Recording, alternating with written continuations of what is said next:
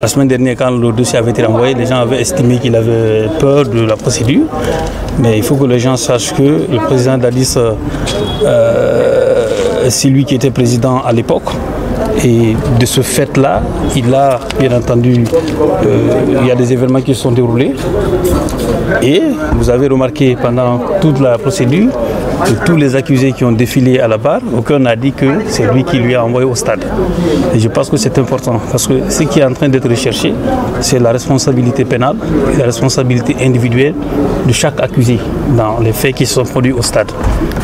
Je rappelle que le président, il comparait pour des faits de complicité, c'est-à-dire qu'il aurait donné des instructions ou des ordres aux gens, ou donné bien entendu des moyens de commission de ces infractions-là. C'est pour ça qu'il est là. Est-ce que tout au long de la procédure, jusqu'à maintenant là, ces faits-là sont établis?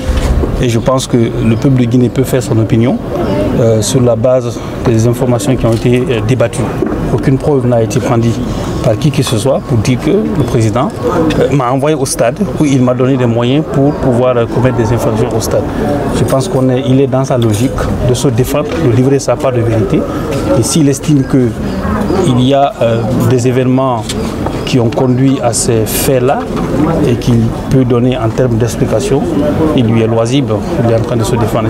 Au-delà du fait que je suis un avocat du président Dadis, le peuple de Guinée a le droit de savoir ce qui s'est réellement passé.